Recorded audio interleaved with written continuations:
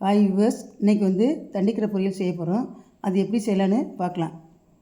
தண்டிக்கிற பொரியல் செய்கிறதுக்கு ஒரு டேபிள் ஸ்பூன் பாசிப்பருப்பு, 5 டேபிள் ஸ்பூன் துவரம்பருப்பு தண்ணியில் ஊற வச்சு அதை கழுவி வச்சுக்கணும். வாஷ் பண்ணி எடுத்து வச்ச பருப்பை வந்து குக்கரில் போட்டுட்டு அதில் கொஞ்சம் தண்ணி ஊற்றிட்டு 4 பல் பூண்டு, 2 பச்சை மிளகாய், 5 சின்ன வெங்காயம், 2 தக்காளி சின்ன சின்னதாக கட் பண்ணி உள்ளே சேர்த்துக்கோங்க. 1/4 டீஸ்பூன் வந்து மஞ்சள் தூள், 1/4 டீஸ்பூன் பெருங்காய பொடி போட்டு குக்கரை மூடி குக்கரில் 3 விசில் வச்சு இறக்கி வச்சுருங்க. அதுக்கப்புறம் வந்து ஒரு பேனில் வந்து எண்ணெய் ஊற்றி 1/2 டீஸ்பூன் கடுகு, 1/2 டீஸ்பூன் சீரகம், ஒரு கொத்து கருவேப்பிலை, ஒரு பெரிய வெங்காயத்தை வந்து பொடியாக நறுக்கி அதையும் சேர்த்துக்குங்க.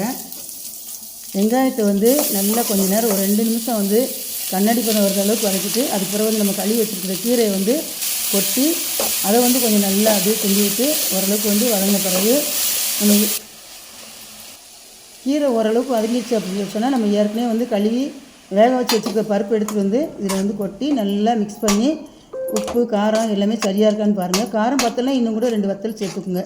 நாங்கள் வந்து காரம் கம்மியாக சேர்க்குறனால வந்து குறைவான அளவு 2 பச்சை மிளகாய் மட்டும் போட்டிருக்கேன். எல்லாத்தையும் நீங்கள் செக் பண்ணிக்கோங்க, பார்த்து கரெக்டாக.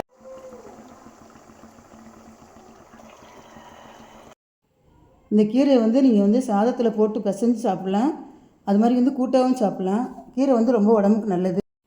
இது மாதிரி வந்து குயிக்காகவும் ஈஸியாகவும் செய்கிறதுக்கு எங்கள் பேஜை வந்து ஃபாலோ பண்ணிக்கோங்க.